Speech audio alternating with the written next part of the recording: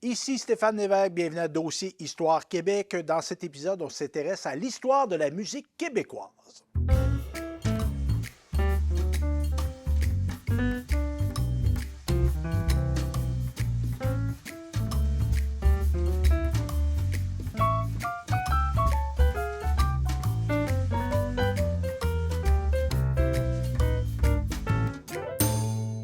Le voici, le voilà, Jean-François Veilleux. Tu vas bien, Jean-François? Très bien, merci. Oui. Et toi, Jean-François, là, pour qu'on apprenne à te connaître, Oui. tu es un historien. Ben, tu es formé en quoi, toi? D'abord en musique, au Cégep de Drummond. OK. Je suis originaire du Bas-Saint-Laurent, mais j'ai fait mes études collégiales à Drummond.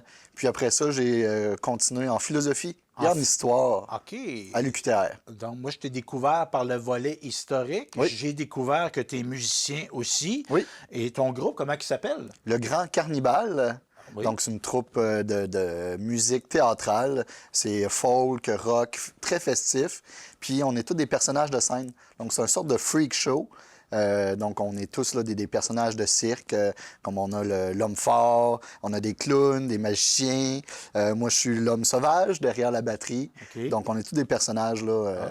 C'est intéressant. Ben, tu suscites ma curiosité. Oui. Les gens qui nous regardent, si vous voulez aller voir, vous êtes sûrement présents sur les médias sociaux. Oui, sur toutes les plateformes, là, on a des vidéoclips. Bon, et donc là, on va jumeler deux de tes intérêts, l'histoire et la musique, parce Oui. que tu nous as préparé un dossier histoire sur... Tu as appelé ça brève, là. Moi, je trouvais que c'était un peu péjoratif. Là. Brève histoire de la musique au Québec. Donc, on commence, évidemment, il y a le Québec, il y a eu des Européens qui sont arrivés à un moment donné, Oui. mais il y avait une présence avant. Exactement. Donc, on va commencer avec la musique chez les Autochtones. Oui, exactement. Donc, la musique existait chez les peuples autochtones avant même l'arrivée des Européens. Donc, il y avait des instruments de musique comme le tambour, des flûtes, des hochets aussi, sorte de maracas là, avec des pois secs à l'intérieur. Et la musique a toujours fait partie des rituels ou de la culture là, autochtone. Donc, c'est fondamental pour eux. Ils ont des chants pour partir à la guerre, des chants pour favoriser la fertilité, pour amener la pluie. On entend souvent la danse de la pluie là, dans la culture populaire. Donc, c'est sûr que les peuples autochtones avaient déjà une musique là, très développée avant l'arrivée des Européens, mais ça a été aussi une manière de rentrer en contact avec eux. Quand on a voulu évangéliser les peuples autochtones, les Européens, notamment les Jésuites, ont commencé à composer de la musique pour dialoguer avec eux. Entre autres, là, un exemple, en 1641, c'est Jean de Brébeuf qui va composer un chant en langue Wendat. C'est un chant de Noël qui s'appelle Jésus Aatonia, qu'on traduit par Jésus est né. Et dans le fond, c'est considéré comme le plus ancien cantique de Noël au Canada. OK. Donc, ça a vraiment été une porte d'entrée là, pour les missionnaires pour entrer en contact avec les nouvelles Parce qu'il y avait une cultures. volonté, évidemment, d'amener avec des conséquences qui ont été parfois négatives, on va se le dire. Là. Mais on a voulu évangéliser et comme pour vendre. On a été marketing. Oui, exactement. On va se servir de la musique pour aller chercher ça. Ouais. Donc, la musique, elle va être, comme tu disais, des chants guerriers, l'aspect aussi, leur religion, leur spiritualité. Oui, exactement. Avant l'arrivée des Européens, il devait avoir des chants qu'on peut présumer religieux. Oui. Mais est-ce que la musique, elle avait un caractère festif? Est-ce que quand on se réunissait, là, on n'était pas là ni un ni l'autre, là, mais est-ce qu'il y avait de la musique lors des rassemblements, des parties, tout ça? Il y avait Bien, ça? selon Samuel de Champlain, la première fois qu'il les a rencontrés, c'était en 1603, dans le coin de Tadoussac. Et puis, il faisait une tabagie, justement. Il célébrait une victoire contre les Iroquois. Donc, oui, là, c'est sûr que la musique, au moins le tambour, était utilisé là, à des fins festives, autant que ça a pu l'être pour la spiritualité, parce que le tambour permet d'entrer en transe, d'entrer en contact avec les esprits. Donc, ça fait vraiment partie de leur culture là, millénaire. Et je fais remarquer, bon, tu n'as pas parlé d'instruments avant, outre la flûte, mais tu n'as pas parlé d'instruments à cordes non plus. C'est pas quelque chose qui était présent de façon traditionnelle chez les Autochtones. Exemple, ce qui s'apparente à une guitare. Non, j'ai pas vu ça OK. là, dans les sources. On est vraiment plus dans la percussion ou simplement la voix Oui, aussi, ben qui est oui. l'organe principal. Ben, les fameux chants de gorge Chez les Inuits, Les hein? Inuits, là, tout ça, c'est vraiment fascinant, ça. Et je fais remarquer, bon, tu amènes un tambour, on parle d'objets, les cultures autochtones, dis-moi si je me trompe, mais on ne possédait pas, là, on n'utilisait pas les métaux. C'est l'arrivée des Européens qui va amener ça. Effectivement. Donc, on fait des instruments avec les outils, les ressources qu'on a. Oui. Hein? Donc, peau d'animaux, on va Exact. servir du bois, tout ça.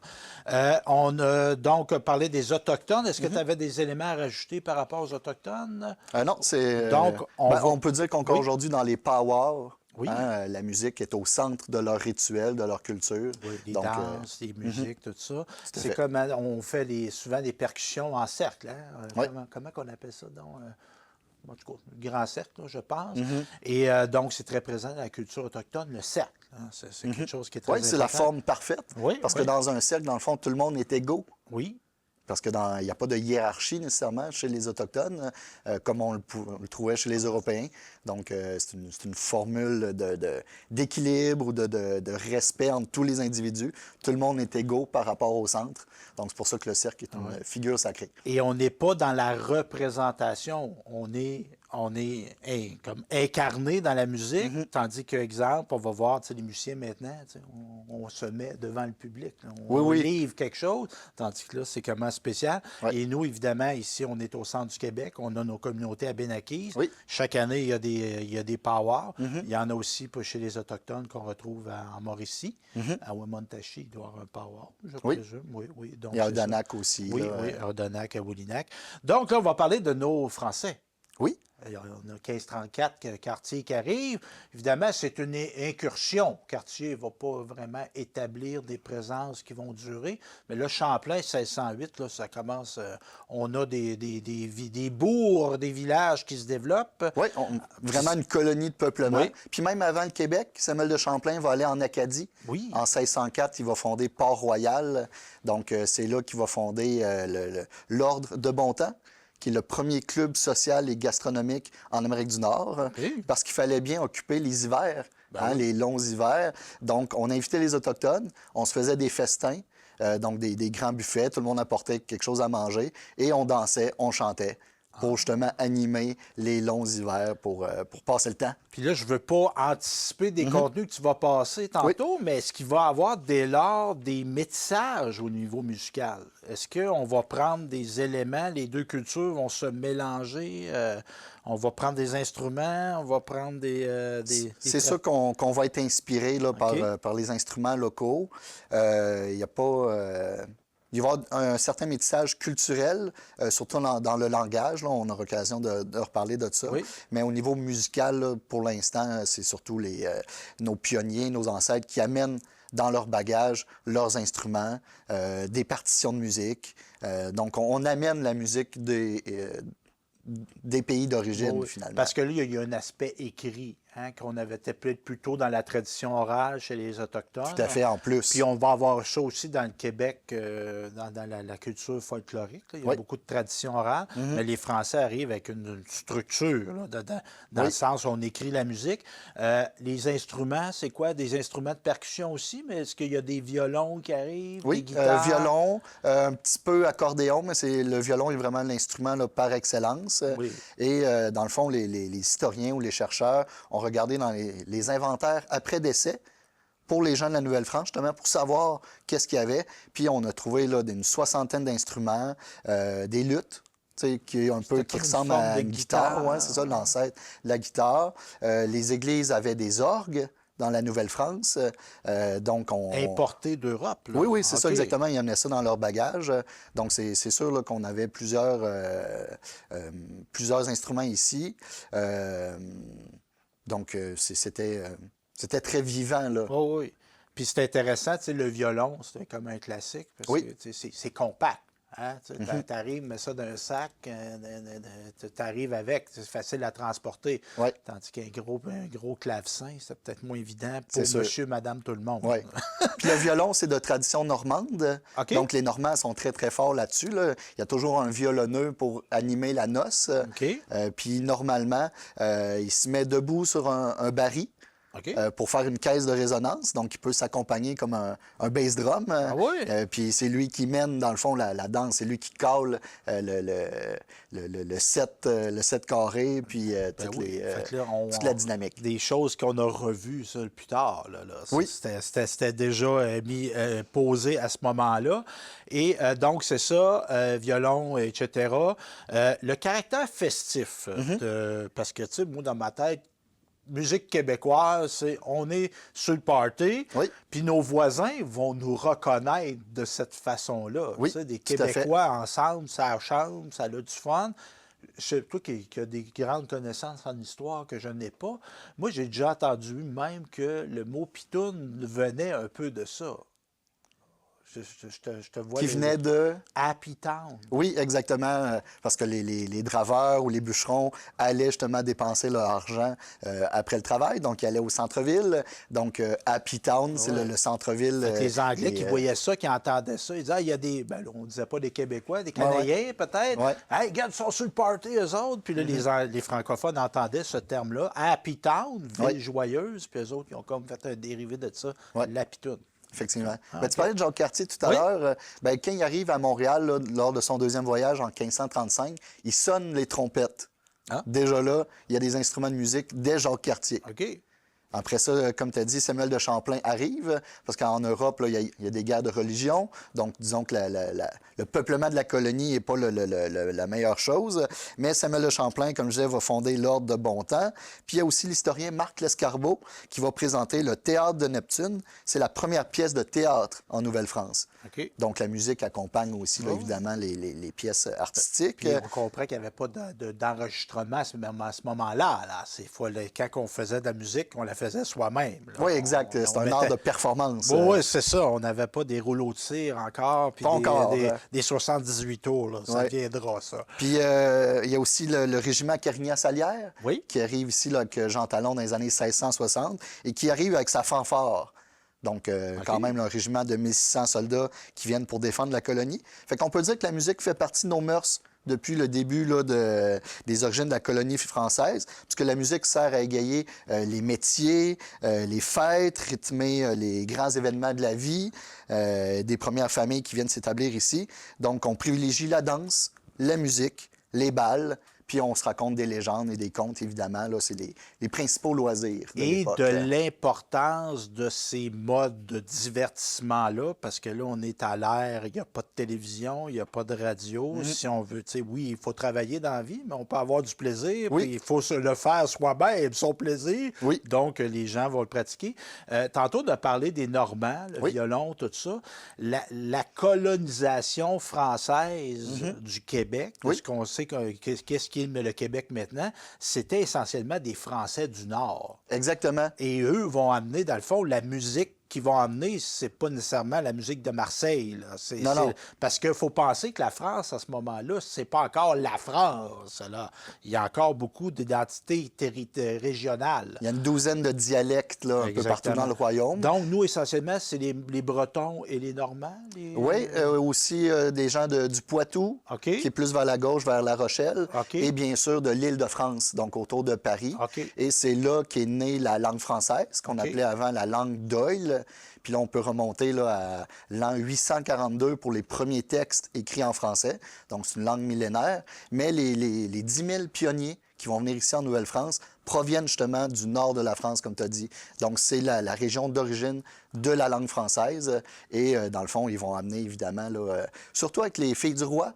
Oui. Hein, les 764 filles du roi, la majorité ont été éduquées dans des couvents, donc elles savent écrire, elles sont distinguées, elles ont une culture, et c'est elles qui vont amener la langue française ici, qui va s'implanter durablement. Là, tu m'amènes sur une piste intéressante.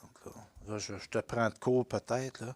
Parce que là, tu dis caractère festif. Là. Oui. Bon, eux autres, ça va être des gens qui vont léguer une tradition, ces femmes-là qui ont été enseignées par des religieuses, Ouais. on peut penser qu'ils n'ont peut-être pas appris des chansons grivoises et très festives, là, tu sais, de dire on prend un coup, puis tout ça. Les religieuses, c'était peut-être pas l'éducation qu'ils voulaient leur transmettre. Effectivement. Il fallait même pour les filles du roi un certificat de bonne conduite Non. pour venir ici. Donc, souvent, il y a des rumeurs là, sur les filles du roi. Ouais, que c'était des femmes qui faisaient de la prostitution. Ce qui est absolument faux, OK. en fait, pour deux raisons. Premièrement, justement, le certificat de bonne conduite qu'on doit acheter et que l'Église doit signer. Puis deuxièmement, à cause des maladies vénériennes. Donc, les prostituées étaient infertiles, donc ne pouvaient pas devenir finalement, venir peupler la colonie. Fait que c'était des femmes, des orphelines. C'était majoritairement des orphelines. Le trois quarts sont des orphelines. Et le dernier quart, le dernier tiers, ce sont des filles de bonne famille.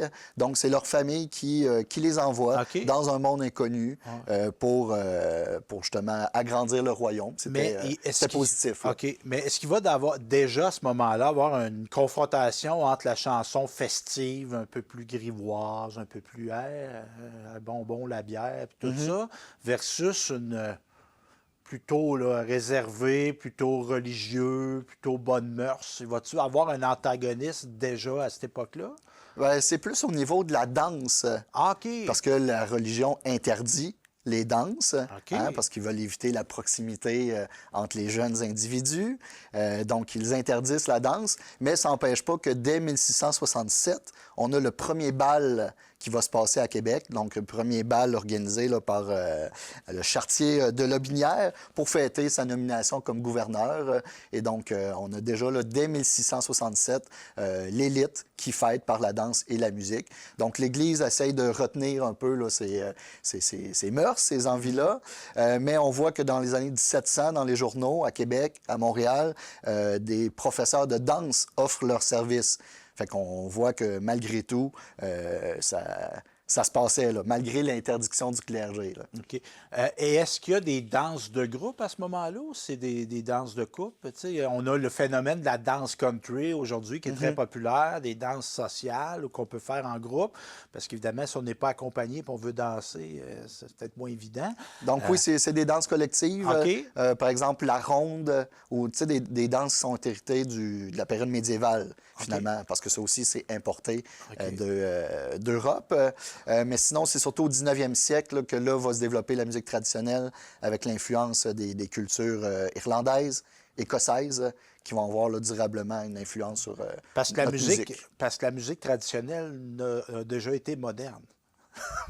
Oui, À ce moment-là, c'était la musique de ce temps-là. Oui, oui. D'ailleurs, tu demandais tout à l'heure qu'est-ce qui jouait. Bien, dans le fond, c'est la musique qu'on compose à Paris. Souvent, là, on remarque ça dans les archives. L'année suivante, les partitions traversent avec le bateau. Donc, on n'était pas trop en retard sur ce qui se composait ou sur ce qui se faisait en musique dans la métropole. Puis évidemment, on va la réinterpréter. Hein? On va peut-être changer les paroles. Oui, exactement. Où on prend un air connu.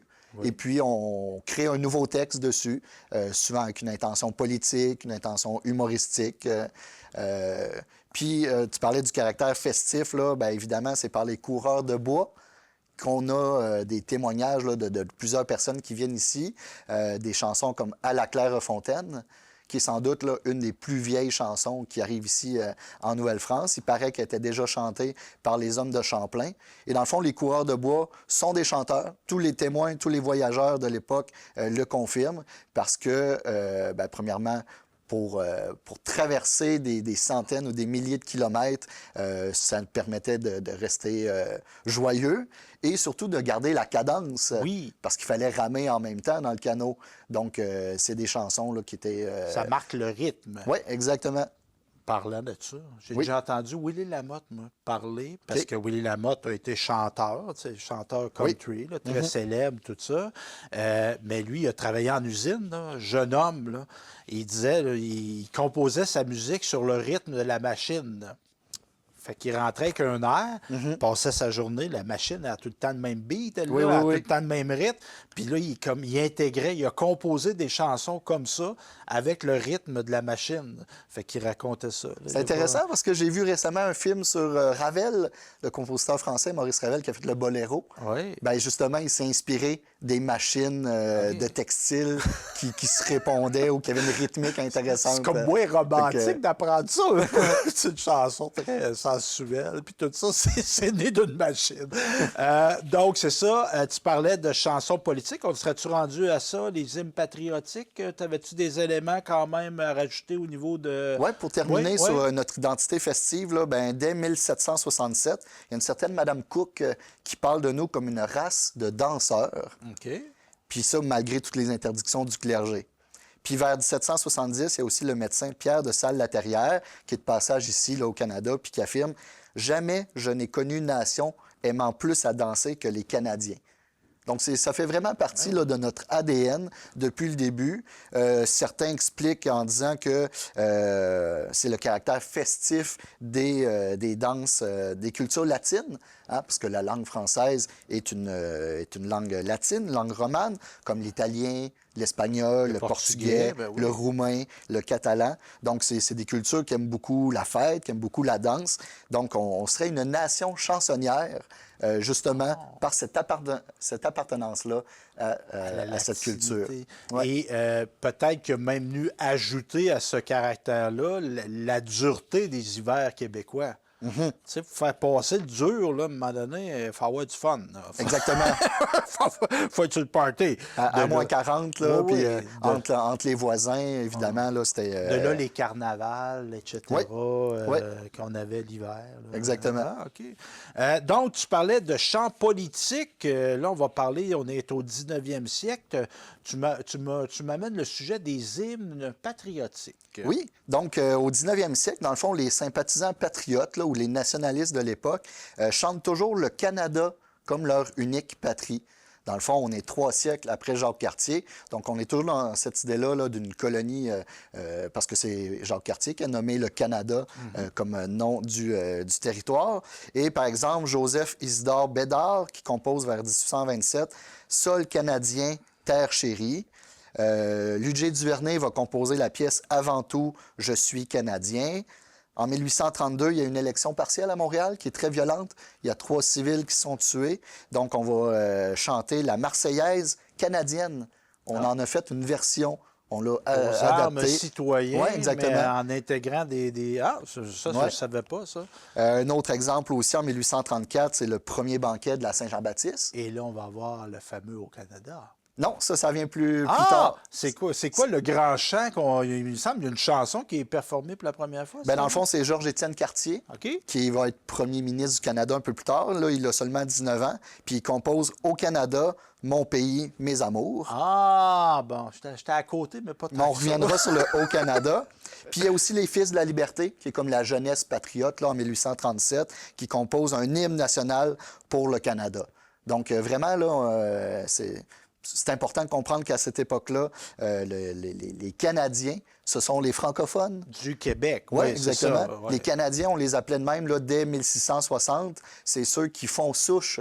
Parce que d'habitude, les colons français retournaient en France avec le dernier bateau avant l'hiver. Mais ceux qui passent l'hiver ici, ils sont des Canadiens. Il s'enracine. Là. Ouais. Comme tu dis, ça devient ma terre. Là. J'ai pu le passer. Là, oui, ça peut pas faire partie de moi que mes ancêtres étaient français, mais Ouais. je m'incarne dans ce territoire-là.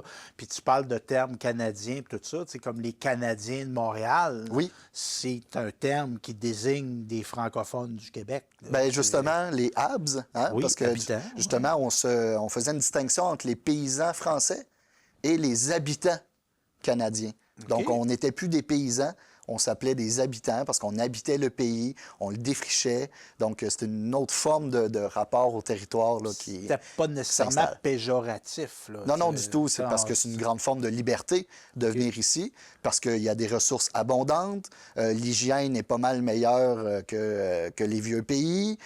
Ici, on a le droit de couper le bois, ce qu'on n'a pas le droit de faire en France. En France, il faut être un noble, il faut avoir l'autorisation du roi pour pouvoir couper du bois, alors qu'ici, évidemment, c'est la liberté. Puis du bois, il y en a. Il y en avait. Oui. Donc, c'est ça, des chants révolutionnaires. Donc, Oui. on se sert de la musique pour faire passer ses idéaux politiques. Exactement. Ou prendre des airs populaires pour composer un nouveau texte qui attaque, par exemple, un gouverneur britannique qui nie les droits des Canadiens français.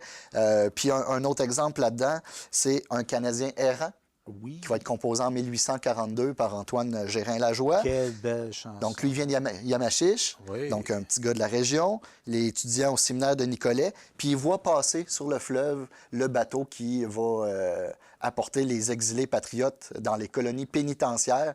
Donc, on les envoie aux Bermudes et en Australie. Oui. Puis, Donc, lui, il est touché par ça. Oui, là. juste faire une mise en contexte. Il y a une rébellion au Québec, Oui. une tentative de révolution. Là, Oui. des gens qui prennent les armes parce qu'ils réagissent à des décisions qu'ils ne veulent pas, là, par rapport aux Anglais qui prennent des décisions. Oui. Donc, il y en a qui vont être exécutés. Il y en a qui vont, comme tu dis, être exilés. Oui. Ils vont être envoyés un peu partout. C'est pour ça qu'on a on a des frères ou des frères éloignés en Australie, Oui. des Québécois qui ont Oui, été tout à là. fait. Tout à Donc, c'est ça. Donc, un Canadien errant, c'est quoi dans les paroles? Loin de son foyer, qui s'ennuie. Là. Oui, exactement. Donc, c'est ça. C'est un exilé. Il y a des gens qui ont repris cette chanson-là. Moi, je Oui, me bien, ça rappelle va devenir un hymne. Là, Nana Mouskouri a fait un Oui, Canadien. Leonard Cohen aussi Oui. en a fait une très belle version. Donc, ça va être popularisé là, par ces gens-là. Et dans le fond, on veut honorer les révolutionnaires qui ont été exilés de leur pays et réclamer leur retour. Donc, vers 1845, on va fonder l'Association de la délivrance pour justement tenter de ramener ces patriotes-là au pays. Puis, un Canadien errant va devenir la chanson fétiche, finalement, de ce regroupement-là. Puis, c'est évident que dans le dernier paragraphe, l'expression « Ô mon cher Canada », bien, ça parle justement là, de la nation canadienne-française. Donc, c'est ça.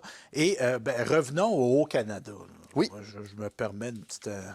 On avance dans le temps, c'est parfait. C'est ça. Au Canada, c'est qui compose ça? C'est Calixa Lavallée? Exactement. En quelle année? Je sais pas. Là, tantôt, je me suis trompé. J'oserais pas, j'oserais pas me tromper une deuxième fois, mais c'est un chant canadien-français, Oui. québécois francophone. Tout à fait. Donc, c'est composé par Calixa Lavallée, OK. grand compositeur, sur un texte d'Adolphe Basile Routier, qui va lui, on l'a devenir comme juge. oublié un peu. Oui, OK. lui, on l'entend moins. Parce que les paroles sont très significatives. Là. Tout à fait. Dans le fond, ça a été composé et joué pour la première fois le 24 juin 1880 à Québec pour la Convention nationale des Canadiens français. Donc, les Canadiens français qui viennent des États-Unis, de l'Ouest canadien. Donc, on se réunit à Québec. Ce sont plusieurs centaines, peut-être même plusieurs milliers. Et la fanfare locale va jouer pour la première fois le Haut-Canada. Donc, c'est un chant national, c'est un chant patriotique, d'abord francophone. Fait que la version originale, il n'y a pas de parole en anglais. Non, non, vraiment pas. C'est venu par après. Il faut attendre un siècle plus tard, en 1980, après l'échec du premier référendum, Trudeau père, un mois plus tard, genre en juin 1980, va faire adopter le Haut-Canada comme hymne national de tout le Canada. Oui, officiellement, on l'entendait, exemple, dans les parties de hockey, tout ça, mais c'était Oui. pas officialisé.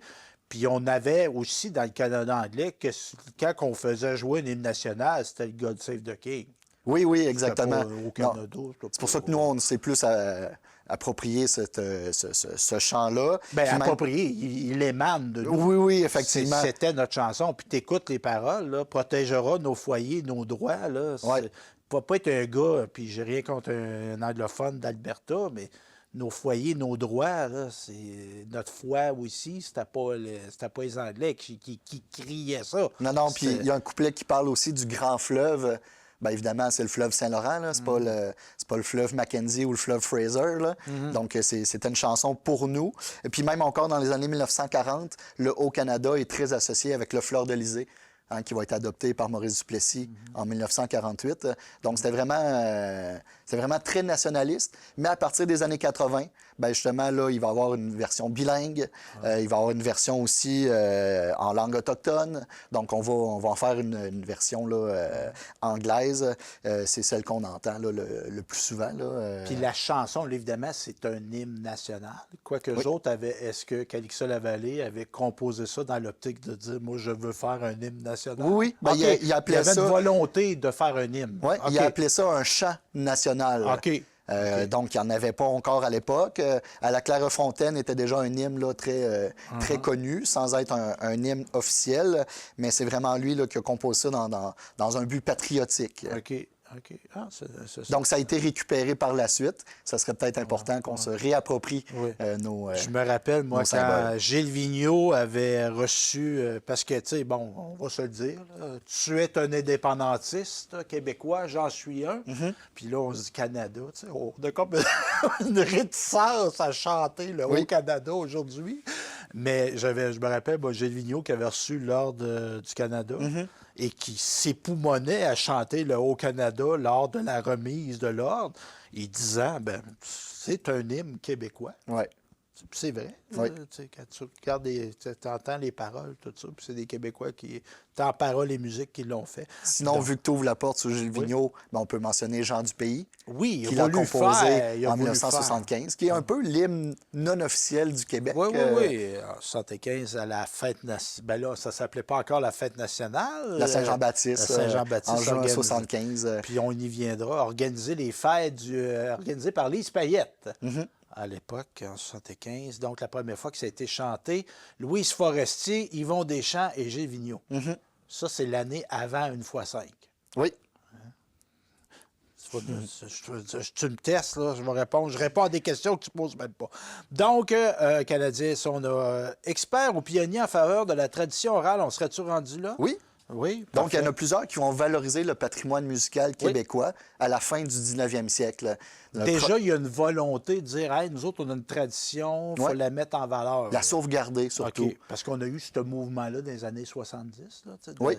d'émergence, de dire notre identité, il faut la préserver, Oui. tout ça. Mais déjà, à cette époque-là, il y avait des historiens, des amants d'histoire qui disaient, hey, notre patrimoine, c'est important. Oui, il existe, il OK. faut le défendre. Par exemple, Ernest Gagnon, donc dès 1885, qui va publier Chansons populaires du Canada. Il fait des répertoires. Oui, des répertoires avec des partitions, des paroles. Donc, c'est la meilleure manière là, pour continuer de faire vivre ces Ben oui. chansons-là. Un peu comme nos ethnologues des Oui. années 60-70. Même avant ça, Ouais. il y en a eu quelques-uns comme Marius Barbeau. OK. Puis ils se promenaient de Oui. village en village. Exactement. Avez-vous des chansons, vous autres, ici, monsieur? Là? Puis là, le Oui. monsieur, ben, là, je ne sais pas à cette époque-là si on l'enregistrait, mais on prenait note de ce Oui. qu'il chantait. Oui, Puis exactement.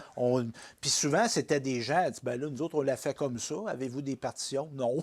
On la joue, là. Nous Oui. autres, ils ne se posaient pas la question. Puis là, ça venait du père, du grand-père, de la grand-mère. Ça s'était passé d'une main à l'autre, de ça. Fait qu'il y a des gens qui vont comme, je dirais, comment donc, solidifier ou canner, c'est peut-être Oui. pas le bon mot, mais la chanson. Pour justement la protéger. préserver. Ou, exactement. Parce que là, si la ligne s'éteint, la chanson s'éteint. Oui.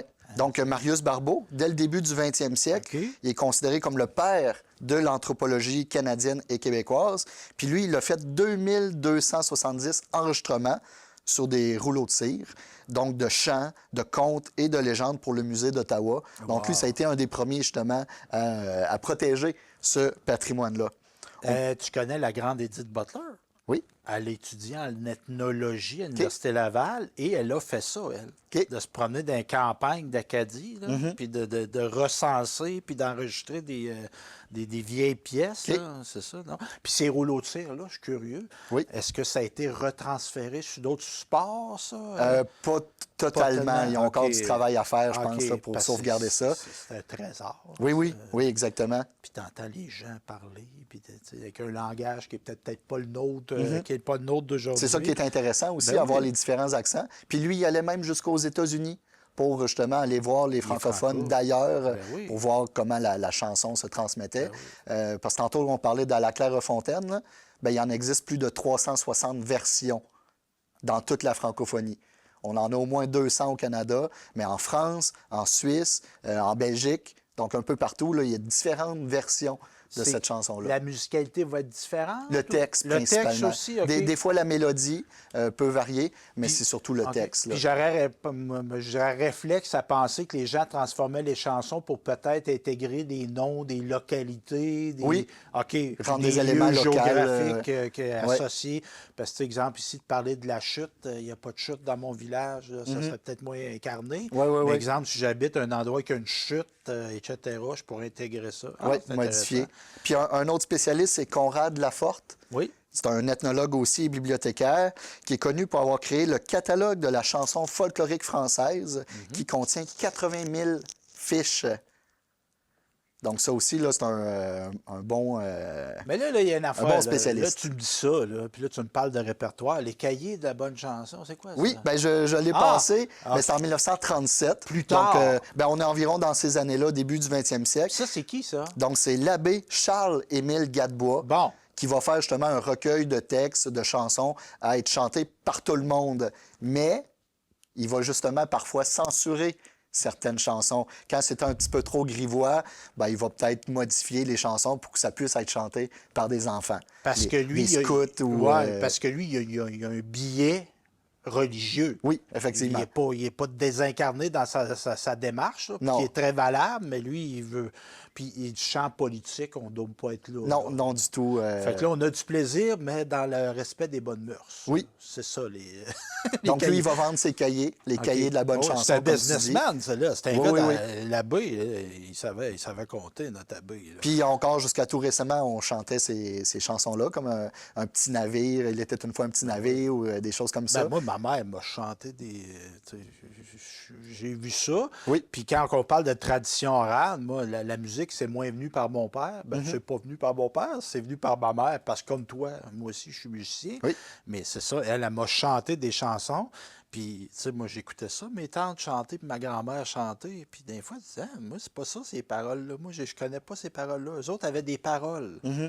Donc, c'est ça. Puis, c'était des gens qui ont été élevés à la tuque. Puis, des fois, il y avait des éléments de la tuque d'intégrer dans leurs chansons. Fait que c'est de même qu'ils l'avaient appris, eux autres, puis c'est de même qu'ils continuaient, tout ça. Donc, c'est ça. Évidemment, ça, bon, on a des gens qui vivent, là, tu sais, monsieur, madame, tout le monde. On fait de la musique, tout ça, mais à un moment donné, ça intéresse nos autorités gouvernementales, ça, Oui. là. Mais ça va prendre du temps. OK. Ça va prendre du temps avec le gouvernement s'intéresse vraiment à la culture puis à investir dans le domaine de la culture.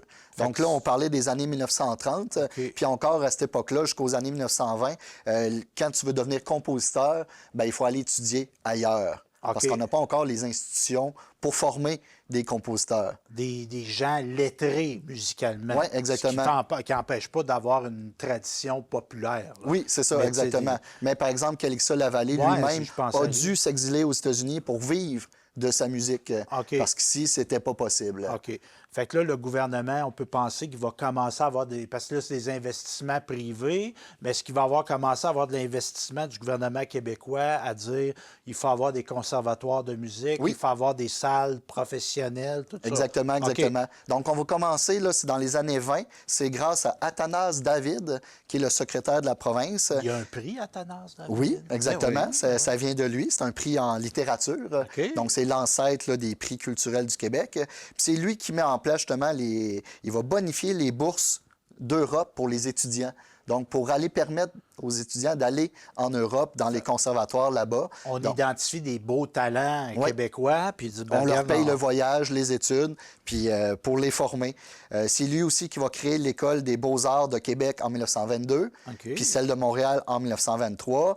Il met en place la Commission des monuments historiques. Donc, le gouvernement s'intéresse aux archives. Puis jamais avant, l'État québécois n'était autant intervenu justement dans le domaine de la culture. Et il va créer aussi le service des archives provinciales. Et c'est... Donc, un désir de conservation. Là, Oui. Tu sais, on est encore nos ethnologues, nos anthropologues là, qui faisaient des répertoires de musique, mais lui, il faut garder ça. Il Oui. faut stocker ça. Là. Puis c'est l'Université Laval qui va prendre qui va être un pionnier dans le domaine, entre autres là, en 1944. Donc, c'est la création des archives de folklore par l'abbé Félix-Antoine Savard et l'ethnologue Luc Lacourcière. Donc, ça, c'est un fonds d'archives là, très, très important. C'est quoi dans le pavillon de musique à l'Université Laval? Moi, CASO. Oui, parce que moi, je suis un abonné du Deconingue, parce que je suis formé en sciences politiques. Moi, mais c'est ça, nos voisins d'en face, Oui. c'est eux autres. Ça doit être Le plus vieux pavillon, c'est là qui est justement gardé les archives de folklore. Donc, dès les années 30-40, il y a comme un mouvement de défense de la musique traditionnelle qui atteint justement son apogée là, avec la création de ces archives-là. Mais l'intervention gouvernementale, tu sais, là, je veux pas être péjoratif, là, mais tu sais, c'était comme la grande musique, là. Tu sais, la musique classique avant tout, effectivement. Là, on n'investit pas dans les calleux les chanteurs de chansons à répondre. Non, pas beaucoup. Pas, pas à cette époque-là. Okay. Puis même, c'est à partir des années 1950 que là, on fait des commissions d'enquête pour justement s'intéresser aux arts, aux lettres, puis à la science. Et donc, la commission Tremblay, entre autres, en 1956, affirme la nécessité d'une intervention soutenue de l'État dans le domaine culturel. Okay. Et c'est à la suite de ça que Maurice Duplessis va adopter une loi pour que le Québec se dote d'une véritable salle de concert, parce qu'on n'en avait pas encore jusque-là, et ça va donner la Place des Arts, qui est inaugurée en 1963. Donc, désormais, enfin, le Québec va pouvoir s'inscrire dans le réseau, dans le circuit des vedettes internationales. Et là, tu m'étonnes en associant le Duplessis au mot « désormais ». Oui. Parce que là, il y a une campagne, M. Duplessis décède. Hein? T'es resté à Trois-Rivières, toi? Oui. La grande église qu'il y a devant l'hôtel de ville, comment elle s'appelle, donc? La cathédrale... Oui, oui, c'est ça. Duplessis est enterré. Oui, Ses funérailles étaient là, exact. Et tu sais que c'était en juillet, ça. OK. Et il faisait extrêmement chaud cette journée-là. Et il y a des méchantes langues qui ont dit « Les portes de l'enfer se sont ouvertes pour accueillir Maurice. » Mais moi, je dis pas ça. Hein? Donc, Duplessis a pu... de façon... Il a participé positivement au développement. Il a posé certains jalons à ce qu'on va appeler, parce que désormais, ça, c'était un slogan des libéraux de 1960. Bien, désormais, c'était Paul Sauvé qui a succédé à Duplessis, qui était là, qui est mort en 100 jours. Tu as raison. Mais les libéraux, c'est quoi donc? C'était quoi? Là, il faut que ça change. Oui, c'est ça. Bon, c'est le temps que ça change. Je me mets dans mes premiers ministres. Mais il y a la Révolution tranquille. Jean Lesage a été élu avec l'équipe du Tonnerre. Oui. Bon. Ben là, c'est un électrochoc, évidemment. Là, parce qu'eux autres, ils vont se dire, nous autres, on investit dans la culture, dont la musique. Oui, exactement. La chanson. Ils vont créer d'abord le ministère des Affaires culturelles en 1961. Donc là, on a enfin un ministère qui va prioriser l'éducation musicale, l'éducation littéraire. Et aussi, on avait... dans les années 40, là, on avait déjà fondé le Conservatoire de musique et d'art dramatique. Mais là, on va en mettre dans les régions. Oui, parce qu'il y en a dans presque toutes les régions. Et Trois-Rivières va obtenir le sien seulement en 1967. Donc, mais c'est justement... dans l'écho de ça. Là. Donc, on va créer aussi les cégeps, les universités. Souvent avec des départements de musique. Oui, ce qu'on n'avait pas. Fait qu'il y a des gens qui, avec la création des écoles secondaires, l'opération 55, c'était comment? Début des années 70, fin 60, on construit plein de polyvalentes. On construit nos cégeps, mais là, on amène la musique aux gens. Oui, exactement. C'est que là, tu as des profs de musique partout au Québec, puis il y a des jeunes qui vont s'initier à une connaissance, je dirais, plus académique de la musique. Oui. Moi, j'en suis un. Moi, j'avais une tradition orale. Oui. Tu sais, ma mère m'avait chanté des chansons, tout ça, mais ma mère, elle ne savait pas lire la musique. Mais moi, je vais arriver au secondaire, au primaire même, puis je vais avoir des gens qui vont me donner ce savoir-là. Oui, des institutions qui sont dédiées à ça. Avant, on avait les sœurs, les Ursulines, entre autres, les Augustines, qui avaient quand même fait un bon travail là, dans les couvents pour valoriser la musique classique. Mais là, on était plus dans le piano, comme tu dis, dans la musique classique, tandis que là, on arrive d'une polyvalente en 69, 70. Moi, là, je peux jouer du Black Sabbath, ça me tente. Là. Oui. Puis les années 60, c'est aussi l'apogée des boîtes à chansons. Comme la Butte à Mathieu ou le Patriote de Montréal. La Butte à Mathieu, c'était à Val-David. Donc, c'est des lieux populaires où que les jeunes se rassemblent pour écouter les jeunes chansonniers. Donc, une chanson, là, il y a eu Félix Leclerc qui était là avant, mais là, on va avoir des Raymond Lévesque, des Jean-Pierre Ferland qui vont trouver un terreau là, fertile à de la chanson plus intellectuelle. Oui. Des textes, tout ça. Gilles Vigneault, Pauline Julien, Claude Léveillé. Oui. Puis tu avais même des gens qui étaient plus dans l'humour. Clément Clémence Desrochers Oui. était dans cet univers-là. Tout à fait. Et parallèlement à ça, on a une musique populaire inspirée de l'invasion britannique, des Beatles, Oui. inspirée de la culture américaine, des Elvis, etc., etc. Ouais. Qu'on a appelé le mouvement yéyé. Les yéyés. Oui, avec Pierre Lalonde, entre autres, donc des vedettes plus populaires. Lautrec, les Tourelles, Donald Lautrec. tous les groupes, les Classel, les Excentrés, Les Houlops, les César et les Romains, exact. Michel Richard qui était dans ce courant-là. Tout à fait. ça. Fait que c'est les deux principaux courants à l'époque. Les chansonniers, qui sont très, très sérieux, comme Boîte Félix à Leclerc. chansons. Ouais. Et les vedettes populaires qui sont plus festives. Puis les deux mouvements se détestent. Ils se parlent pas. Il y Les a vraiment quétaines, eux autres, des quétaines, ben, eux autres, vous êtes des pelleteux de nuages, vous êtes des intellos, Ouais. vous êtes méprisants. des vieux poètes. Ouais, c'est ça. Puis, ouais. Puis même qu'il va avoir, là, on va y arriver, je te vois y arriver, Oui. mais il va avoir même une revue musicale. As-tu déjà entendu ça? Yéyé versus chansonnier. OK. Et je pense que c'était Jean-Guy Moreau qui avait composé ça, qui parlait de l'antagonisme un peu. Oui. Donc, c'est ça, mais il y en a un là, qui va arriver. Là. Tu sais, on a parlé de Leclerc, Ouais. qui est comme le grand-père de la chanson québécoise. Oui. On pourrait dire que Vigneault, c'est peut-être le père, mais là, on va avoir le fils rebelle. Tout à fait. Le bombe, l'éclectique qui va Oui. arriver, qui est... Robert Charlebois. Fait que lui, qu'est-ce qu'il va faire? Ben, en 1968, il revient de Californie. Il a été trippé là, lui, là. Il a connu les drogues. La dope, le hippie. Il ramène une les guitare électrique beatniks. dans ses bagages.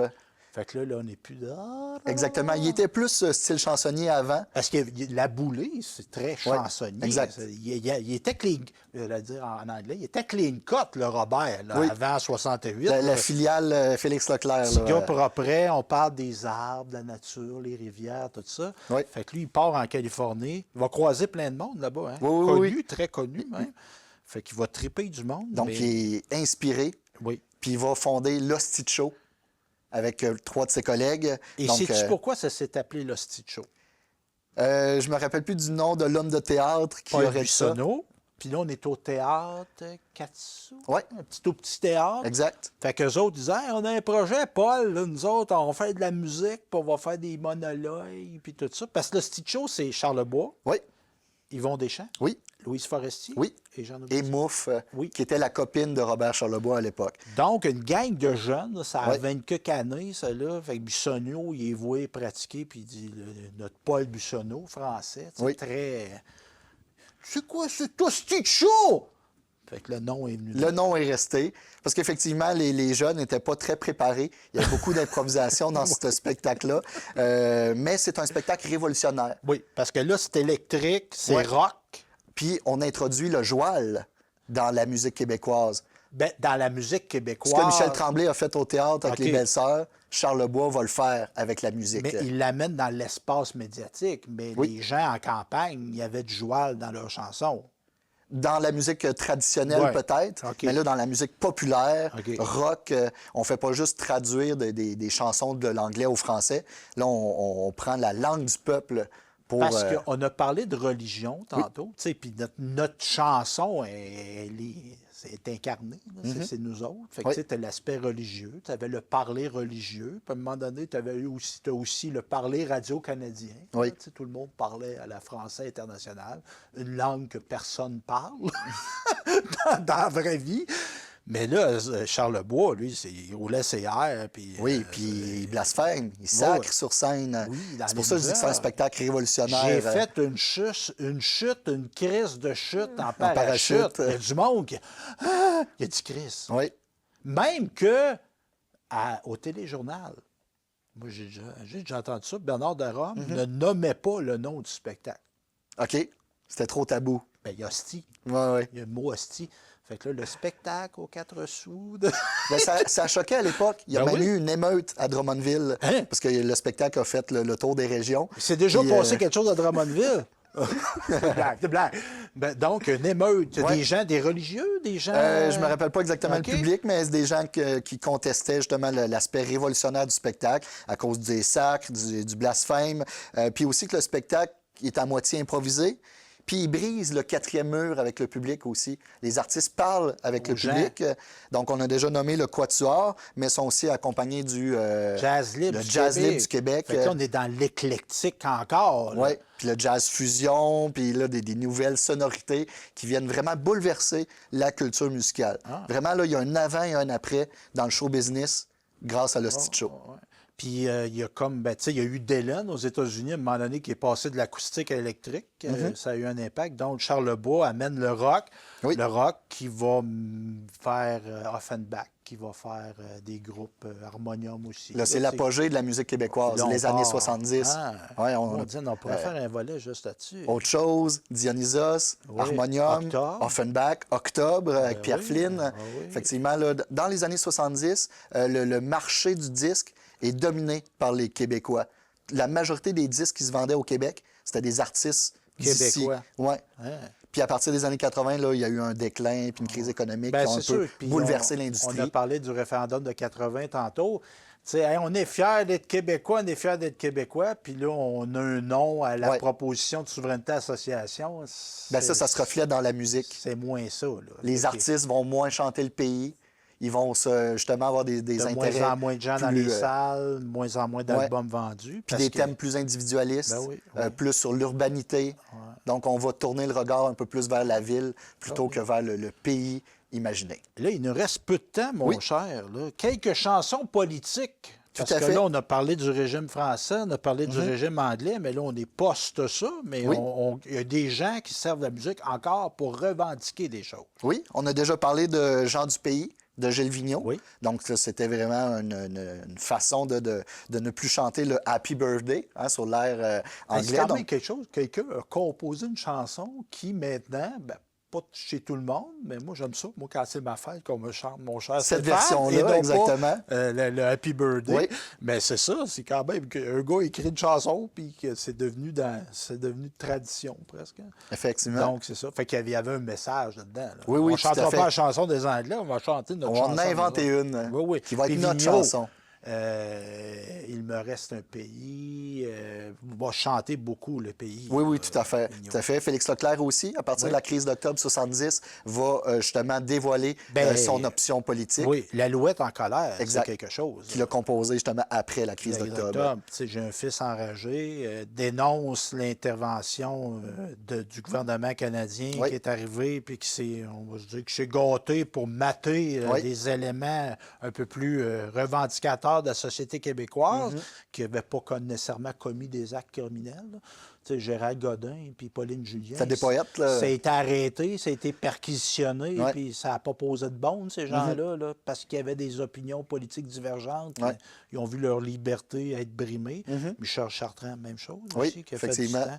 Chartrand qui sort de prison après octobre 70, Oui, se fait demander par un journaliste de Radio-Canada. Je pense qu'il a fait 6 mois de temps, Chartrand. plusieurs C'était long. mois.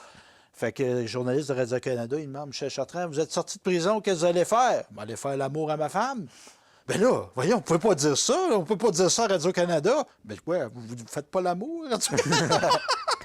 Donc, Chartrand, quel personnage. Sinon, d'autres chansons, Oui. il y a Mommy Daddy, Oui. composée par Marc Gélina en 1971. Qui parle de l'assimilation. Ouais. Tu sais, du moment, tu me chantais ça, une chanson faite, dodo, puis là, tu ne me parles plus en français. Qu'est-ce qui s'est passé? C'est très troublant. ça. Elle a été reprise par par Fred Pellerin, Oui. entre autres, là, Pauline récemment. Julien aussi en a fait une version très... L'hymne au Québec du ténor Richard Véraud, qui est un hymne patriotique là, OK. quand même peu connu. Puis en 2011, le poète Raoul Duguay a répondu à un concours de la Société Saint-Jean-Baptiste de Montréal qui voulait créer un nouvel hymne national. C'est le seul artiste qui a répondu au concours. Ah. Donc, il a composé l'hymne au Québec. OK. Québec avec un K, comme il s'écrivait là, dans l'ancien temps. Et puis, donc, c'est... Puis pour montrer l'importance de la chanson dans l'histoire politique du Québec, Oui, tu sais, 20 mai 80, puis j'en parle, je n'ai des émotions. Tu sais, René Lévesque, il sent qu'il a manqué. Tu sais, il a manqué. Il a voulu faire un pays, puis les gens ont dit non à 60 tu sais. Puis comment qu'il finit sa soirée, puis il y a de la misère à le faire au début. Tu sais. en chantant. Puis je sais pas si tu as déjà vu les images, tu vois les paillettes comme s'avancer puis elle recule. Parce qu'il a, tu sais, René Lévesque, c'était pas un chanteur, là, mais il a eu le réflexe de chanter. De finir sur une note positive. Tu sais, de une dire, note on a l'amour. rassembleuse. Ouais, on est gens du pays. Bon, on s'est pas entendu cette fois-là. On s'est divisé, on n'a pas été capable de parler d'une voix. Mais tu sais, un politicien, mais je pense que Lévesque, c'était plus qu'un politicien, c'était un homme d'État, c'était un bâtisseur de nation. Ouais. Puis il finit sa soirée en chantant Gens du pays. C'est quand même... Ça a marqué l'histoire. On n'a pas vu Kennedy faire ça. On n'a pas vu Trudeau faire ça. Puis ça aurait été ridicule qu'il fasse ça. Mais Lévesque qu'il le fasse, Ouais. c'est un artiste. En tout cas, j'en parle. C'est bon. Je t'ai ému. Bon, M. Lévesque, je l'aime bien. Ben, pour Oui. conclure, on peut Oui. peut-être parler du répertoire culturel Oui. du Québec, parce Oui. que le gouvernement, justement, cite au patrimoine plusieurs éléments de la musique. Par exemple, en 2015, la veillée de danse et de chœur traditionnel a été citée au patrimoine culturel immatériel. Donc, comme la chanson, c'est pas un objet, mais cette forme-là d'art Ouais. a été comme dire, hey, ça fait partie, Ouais. ça fait partie de notre histoire. Ce savoir-faire-là, Ouais, cette wow. tradition-là C'est orale. bien, ça. Félix Leclerc a été nommé aussi en 2014 pour le 100e anniversaire de sa naissance. Donc, il a été introduit comme un personnage historique du Québec, comme Samuel de Champlain, Louis Cyr ou René Lévesque lui-même. On peut aussi nommer Emma Albany, la cantatrice. Oui, C'est ben peut-être une des premières vedettes internationales du Québec. Notre Céline Dion avant le temps. Ça, Oui. Ou Nathalie Roby, qui a eu une carrière internationale. Aussi, surtout au milieu du 20e siècle. Marie Travers, Ben, la Bolduc. la Bolduc, Ben oui, ça, moi, je l'aime. qui est citée dans le patrimoine culturel et qui est reconnue comme la première autrice, compositrice, interprète. Donc, la première femme au Québec à vivre de ses chansons. Ouais. Puis elle a fait des chansons politiques. Là. Oui, Tu sais, aussi. ça va venir. C'est politique. Là. Oui, pour Ça- dénoncer la crise. Ben oui. Puis Antonia Nantel aussi, qui était la femme d'Athanas David, qui a aidé à fonder l'OSM, l'Orchestre symphonique de Montréal. Donc, elle aussi là, a été ajoutée au répertoire du patrimoine culturel. Jean-François Veilleux, elle fut brève, trop brève, cette histoire de la musique-là, mais s'il y a des gens qui nous ont regardés, disent hey, c'est bien intéressant, notre histoire de la musique, est-ce que tu as des suggestions pour aller plus loin? Des gens qui voudraient en apprendre davantage? Oui, d'abord en musique, je pense que François Dompierre est un compositeur qui a orchestré les albums de Félix Leclerc, dont on oublie l'œuvre et l'héritage. René Lucier, qui a composé en 1989 Le Trésor de la langue. Donc, lui aussi, il a mis le joual en musique. Si vous avez jamais entendu Le Trésor de la langue, là, c'était à connaître. Et Alexandre Belliard, qui a un projet qui s'appelle Légende d'un peuple. Oui, il y a au moins 7-8 albums. Qui a Et mis en musique des personnages historiques Exactement. québécois. Oui. Chaque chanson raconte Ah, l'histoire d'un OK. personnage du Québec. Donc, c'est vraiment à connaître. Et au niveau là, des films, on a plusieurs films au Québec là, qui racontent notre histoire. Le film Dédé à travers les brumes, Oui. film sur les colocs. Ben oui. Le film, C'est un personnage important Oui, de Fortin. le film Jerry sur Oui. Offenbach. Ma vie en cinémascope, justement, sur Alice Robbie. La Passion d'Augustine, sur les sœurs qui enseignaient la musique dans les couvents.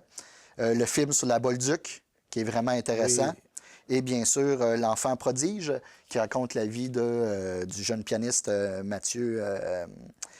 André Mathieu, Oui. qui est considéré comme le Mozart canadien, donc un enfant prodige. Là. Donc, il existe plusieurs films sur notre musique. Il devrait en avoir encore plus. J'espère qu'on va investir un peu plus dans la représentation à l'écran de notre patrimoine musical. Qui est très riche. Ben merci de nous avoir transmis cette richesse-là, Jean-François. Ça fait plaisir.